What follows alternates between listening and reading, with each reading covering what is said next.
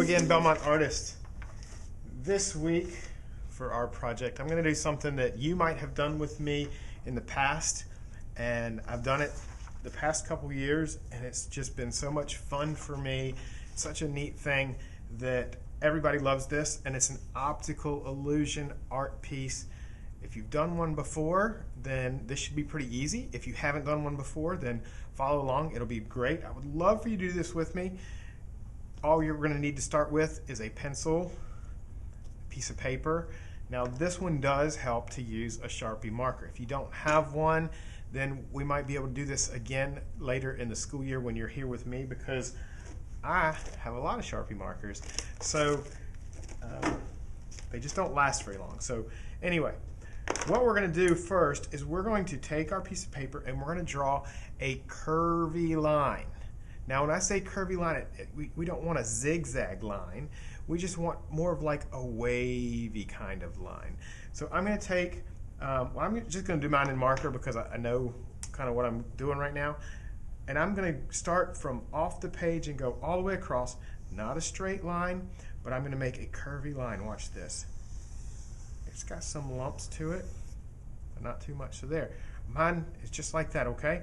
Now the next thing we need is I need to make up to 10 marks across this line. Now I'm going to use my pencil for this, and what you're going to see is I'm going to do 10 marks.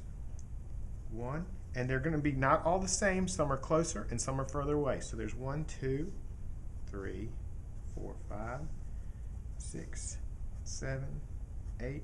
I'm going to end up doing more than 10. So let's see, 8, 9, 10, 11, 12. That's 12. Now hopefully you can see those little marks. Some are further apart and some are closer together. Now to do this project, what we need to do now, and if you've done this in the past, you'll know, and I'm going to have to speed through a lot of this because this is going to take a lot of time. In fact, I've got a stopwatch somewhere, and I'm going to use that stopwatch to show you just how long it takes me after I zoom through it, so you'll know that this is not a project that you can do in a short amount of time. So what we're going to do is we're going to start off the page, and we're just going to do little curved lines that come and touch those points. So I'm going to go touch that point and stop, and then I'm just going to go back out and touch it again. See, like a little bump. Over and touch. Over and touch. Now I'm actually better at this when I turn my paper, but for the camera I'm going to keep working this way. Over and touch. And I'm touching back to those little marks that I made.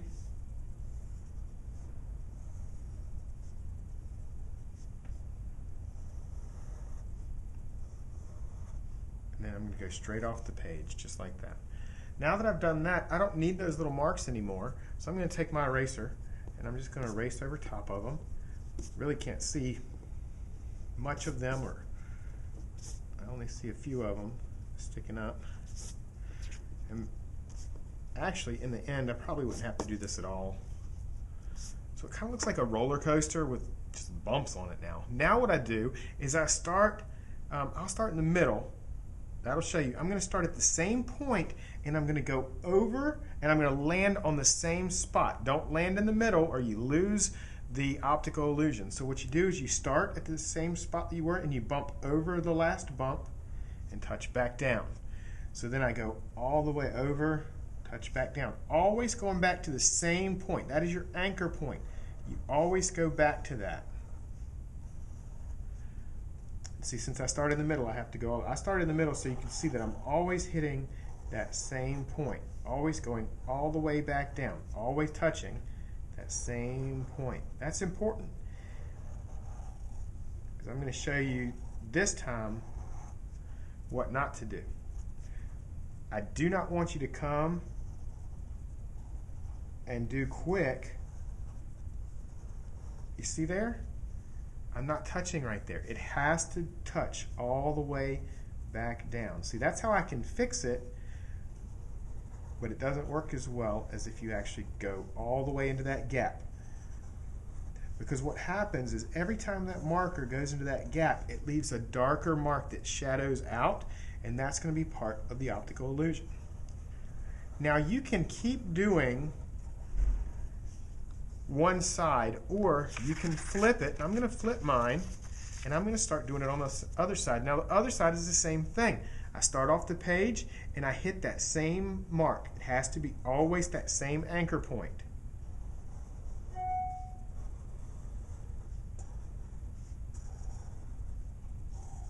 See, going back to the same point.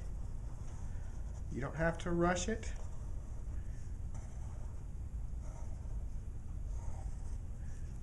So there you go, and I keep going. I start over here, and I go back to the same anchor point, always go all the way down into that gap. Now when you do this, you want to try to keep your spacing the same. What do I mean by spacing? This white space in between the line and the bump line, see, it's only about that big, that big, that big. You don't want to make real big ones. You might be able to finish a lot faster if you make real big ones, but the effect doesn't look as neat.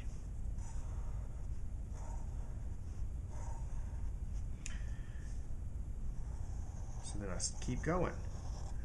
Now, when you get to this point, if you were to look at this, let me finish this one line. It's going to do different things as we go on.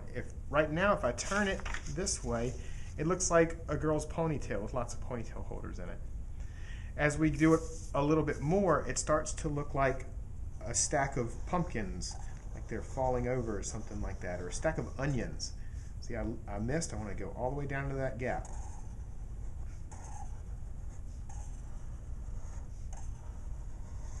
And basically, you're going to keep doing this until you go completely off the page on both sides. But here's what's going to happen, and this is fine. This is how it's supposed to happen. As you're doing these lines, some of these are going to get bigger and some are going to get smaller.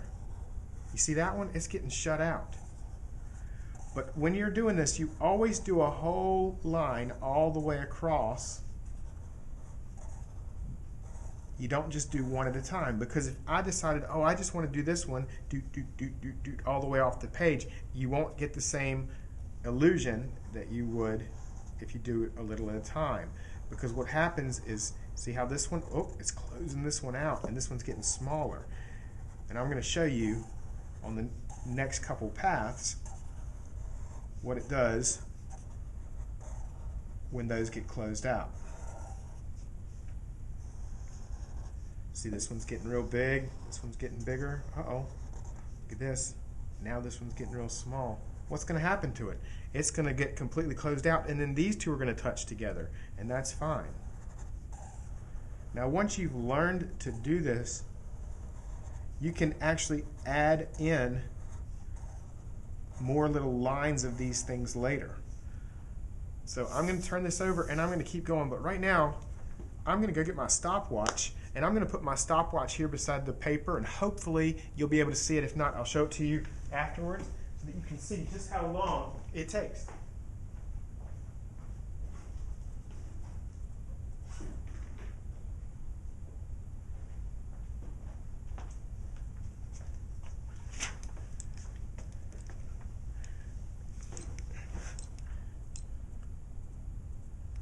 I don't know how this thing works, guys.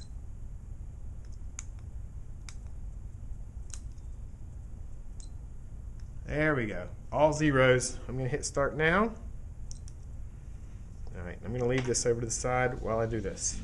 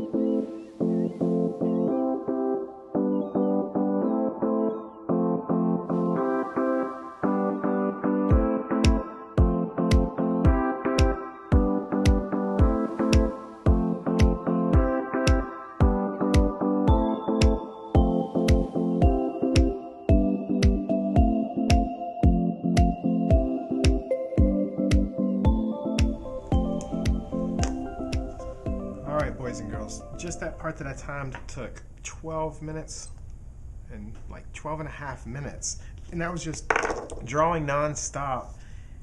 Not looking at my phone, not watching TV, nothing, just drawing. So my hand hurts a little bit, but and you can see how this optical illusion now makes it look like the page has some depth to it. I hope you can see that on camera. Sometimes what I do is I come down through the middle with my black marker and I put a little bit thicker line right down the middle, and it makes it, because I think it looks like hills and valleys, and it makes these valleys, which is the part in between the hills, look even deeper when you do like that.